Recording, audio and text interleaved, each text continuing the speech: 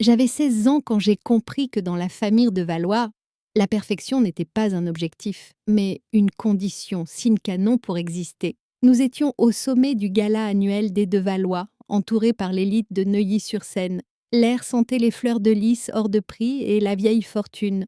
Mon père, Timothée, se tenait au-dessus du grand registre familial en velours, sa main pesant lourdement sur mon épaule.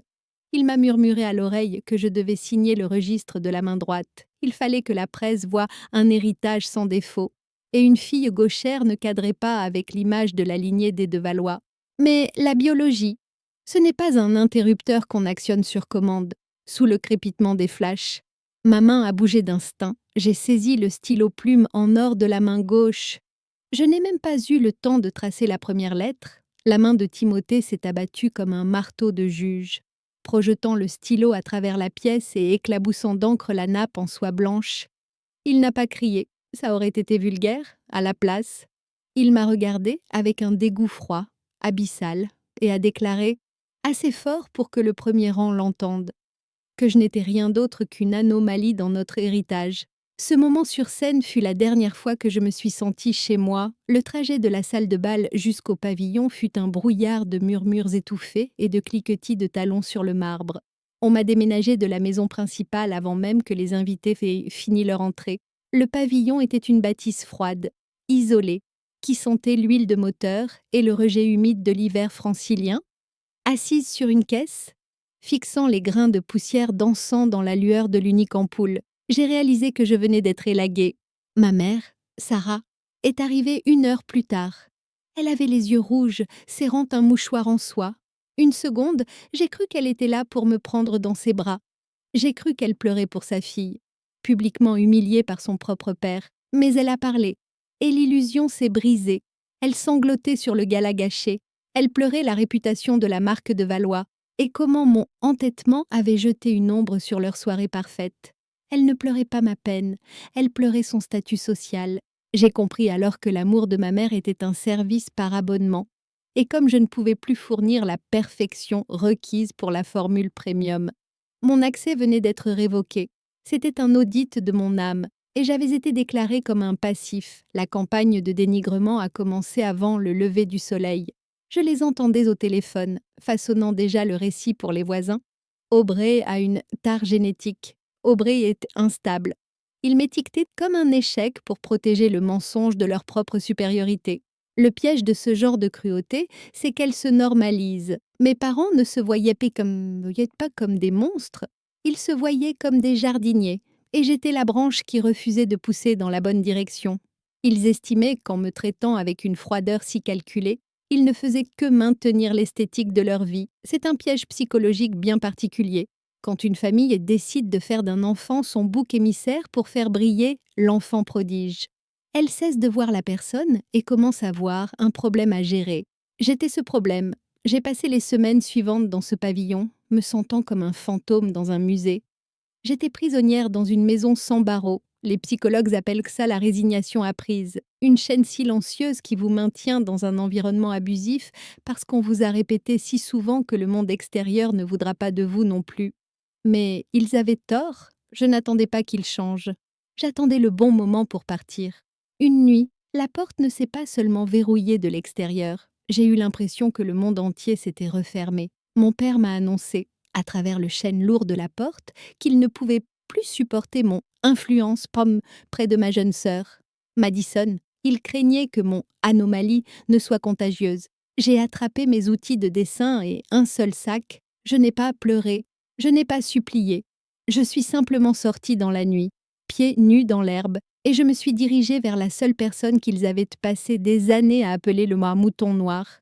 Ma tante Marguerite, je n'ai pas perdu une seule seconde à regarder en arrière les lourdes grilles en fer forgé du domaine de Valois. 16 ans à essayer de m'intégrer dans leur monde de droitier m'avaient appris une chose, je n'avais jamais été un investissement pour eux, j'étais juste une charge. J'ai marché jusqu'à la maison de tante Marguerite, mes outils de dessin serrés contre ma poitrine, comme s'ils étaient la seule chose qui me rattachait à la terre. Marguerite ne m'a pas demandé d'excuses ou une signature de la main droite. Elle a juste ouvert la porte et a dit « Il était temps que tu arrêtes d'essayer de réparer ce qui n'a jamais été cassé. » La décennie et demie qui a suivi a défilé en accéléré, un mélange de succès et de silence. Sous la tutelle de Marguerite, je n'ai pas seulement survécu, j'ai dominé. Je suis devenue une spécialiste de la restauration architecturale, l'artiste fantôme d'Île-de-France. Je me suis spécialisée dans la réparation de ce que le temps et la négligence avaient détruit, travaillant dans l'ombre pour m'assurer que mon nom n'apparaisse jamais sur les radars de mes élitistes de parents. Pendant que je bâtissais un empire, un manoir restauré à la fois, je tenais un registre silencieux sur la famille de Valois. J'ai dressé des périmètres numériques, j'ai regardé la marque de Valois de Timothée et Sarah commençait à s'effilocher sur les bords. Leur arrogance les avait rendus négligents. Ils vivaient sur les vapeurs d'une vieille réputation, finançant le train de vie creux et mondain de Madison pendant que leur capital réel diminuait. Madison, l'enfant prodige, était un aspirateur professionnel de talent. Elle voguait d'école d'élite en école d'élite. Mais j'ai remarqué quelque chose d'étrange dans son empreinte numérique. Elle soumettait des travaux qui me semblaient familiers, trop familiers. J'ai compris qu'elle avait forcé l'entrée de mon ancien débarras d'enfance. Elle fouillait dans mes déchets pour trouver son trésor, utilisant mes vieilles esquisses de gauchère comme fondation pour son génie. Je n'ai pas envoyé de mise en demeure. Je n'ai pas appelé pour me disputer. J'ai juste commencé à assembler le dossier. J'ai rassemblé les fichiers originaux horodatés, les métadonnées de mes premiers contrats professionnels et des enregistrements audio de mes parents me traitant d'anomalie. Je construisais un dossier pour un autre type de restauration, la restauration de mon propre nom. Puis, 16 ans après m'avoir abandonné dans le noir, ils se sont présentés à la porte de mon atelier. Ils ne cherchaient pas d'excuses, ils cherchaient une faveur. Madison avait été acceptée dans une grande école de commerce international. Mais il y avait un hic, l'école exigeait une validation de portfolio professionnel. Ils avaient besoin de moi, la fille qu'ils avaient reniée, pour que je signe un parrainage de 300 000 € et que je bénisse publiquement le travail volé de Madison lors du gala de son 18e anniversaire. Timothée se tenait là, la mâchoire toujours aussi serrée, son arrogance l'aveuglant toujours. Il m'a parlé comme si j'étais une ligne sur un budget qu'il pouvait encore contrôler. Il m'a dit que c'était ma chance de réintégrer la lignée en devenant le soutien silencieux de Madison. Je l'ai regardé, ne ressentant rien d'autre qu'une clarté froide et transactionnelle. Je n'ai pas pleuré, je n'ai pas crié. J'ai juste regardé l'accord de confidentialité qu'il a posé sur mon bureau et j'ai réalisé que leur arrogance venait de construire la scène de leur propre exécution publique. J'ai accepté l'invitation. J'ai accepté l'invitation au gala des 18 ans de Madison avec un calme qui a clairement déconcerté ma mère, Sarah. Ils ont pris mon acquiescement pour un drapeau blanc, le signe que l'anomalie avait enfin appris sa place dans la hiérarchie familiale. Mais ils opéraient sous l'illusion que j'étais toujours cette fille de 16 ans. En chaussettes sur le perron, ils n'avaient pas réalisé que dans mon monde. Un spécialiste de la restauration ne se contente pas de nettoyer la surface. On creuse jusqu'à trouver la pourriture en dessous. Pendant qu'ils étaient occupés à dépenser 300 000 € pour un gala de rebranding pour Madison, je finalisais l'audit de leurs mensonges. J'ai consulté l'équipe juridique de Tante Marguerite et j'ai fait une découverte qui a élevé cette affaire d'une simple rancune familiale à une responsabilité pénale. Madison n'avait pas seulement emprunté mes croquis pour valider ses années d'études. Elle avait contrefait ma signature numérique professionnelle sur une série de contrats de restauration pour garantir son admission dans cette prestigieuse école. Mes parents n'étaient pas seulement complices, ils étaient les financiers de la fraude. Ils avaient utilisé un fonds en fiducie en voie d'épuisement qui appartenait techniquement à ma mère biologique décédée pour alimenter cette supercherie. Ils étaient tellement aveuglés par leurs besoins que la marque de Valois reste parfaite qu'ils sont tombés droit dans le piège de l'arrogance. Ils croyaient sincèrement que je signerais un accord de confidentialité pour protéger la sœur qui avait ricané pendant qu'on me sacrifiait. C'est le piège psychologique de la blessure narcissique. Pour Timothée et Sarah, mon existence n'avait de valeur que si elle servait leur image. Ils considéraient leur cruauté comme un élagage nécessaire de l'arbre généalogique. Ils avaient normalisé leur comportement depuis si longtemps qu'ils ne pouvaient concevoir un monde où je détiendrais le pouvoir. Ils ont confondu mes 16 années de silence avec de la soumission, sans jamais réaliser qu'il s'agissait en fait d'une lente accumulation de munitions. J'ai passé les derniers jours avant le gala à préparer les diapositives du projecteur. Chaque fichier numérique avait un horodatage, une donnée qui agissait comme un témoin silencieux du vol. Je n'allais pas crier ou faire une scène, j'allais utiliser des faits, froids et implacables, pour démanteler leur musée de mensonges, brique par brique.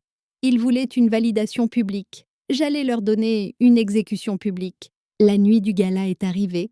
Le domaine de Valois était resplendissant, rempli de ces mêmes personnes qui avaient chuchoté sur mon anomalie 2 décennies plus tôt. Je suis entrée, vêtue d'une robe bleu marine à l'opposé de la robe de bal ostentatoire de Madison. Mon père s'est approché, son sourire aussi artificiel que les fleurs décorant la salle. Il m'a murmuré qu'il était temps de être une de Valois et de signer les papiers de parrainage sur scène. Je l'ai juste regardé et j'ai dit « Il est temps que la vérité éclate. Timothée, le gala des débutantes de Valois, était conçu comme un couronnement, une opération de rebranding à haut risque pour l'avenir de la famille. Je suis arrivée au domaine alors que le soleil commençait à décliner, projetant de longues ombres dramatiques sur la façade en pierre de taille. À l'intérieur, l'air était lourd du parfum d'arrangements floraux à 500 € et du bourdonnement désespéré d'un héritage qui luttait pour sa survie. Timothée de Valois était dans son élément, tenant sa cour auprès des investisseurs les plus puissants de Paris.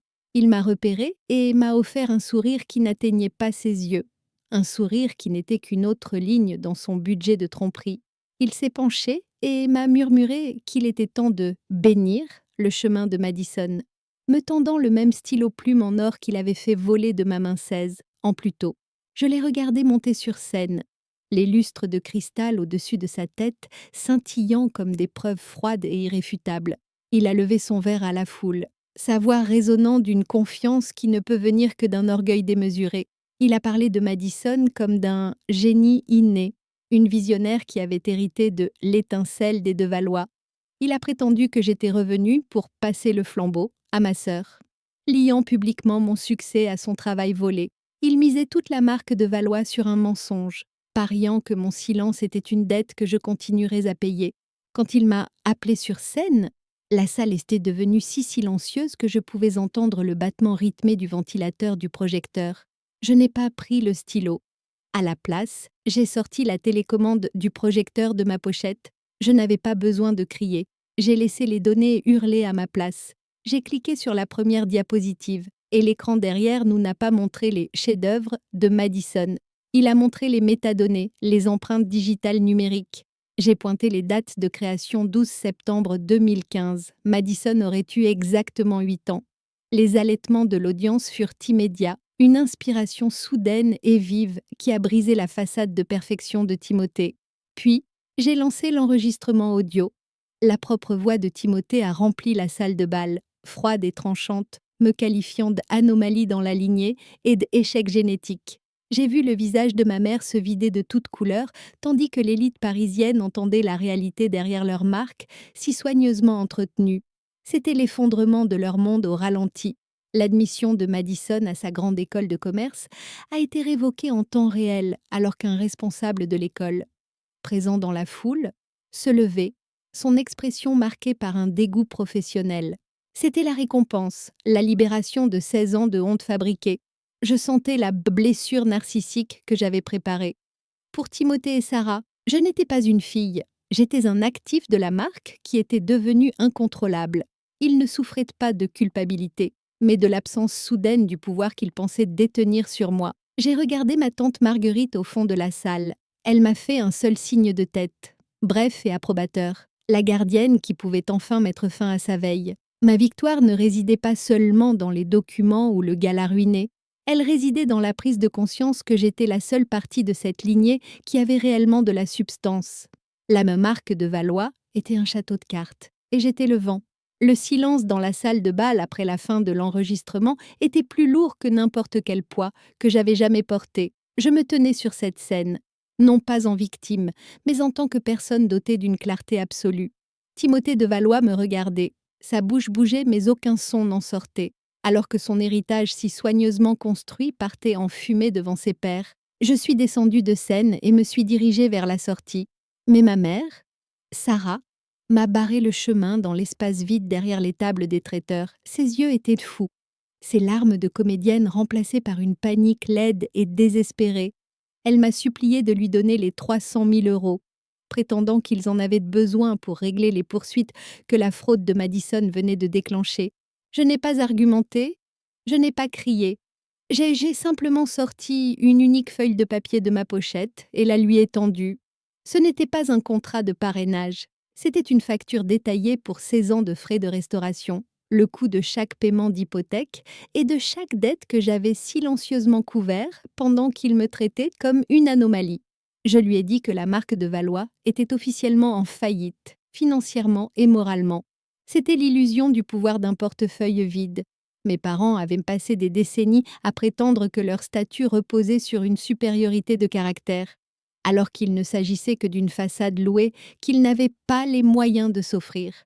Sans mon argent et le talent volé de Madison, il ne leur restait plus rien. Le temps que j'arrive au service de voiturier, j'ai appris que les investisseurs de Timothée se retiraient déjà. J'ai roulé jusqu'à mon atelier, le silence de la nuit me paraissant enfin paisible au lieu d'être solitaire. Je me suis assise à mon bureau, j'ai pris un fusain de ma main gauche et j'ai commencé à dessiner. Fini de faire semblant. Fini les signatures de la main droite pour plaire à des gens qui n'avaient jamais vu ma valeur. J'ai ouvert la conversation de groupe de la famille sur mon téléphone. J'ai regardé le chaos de leurs messages. Et j'ai appuyé sur supprimer.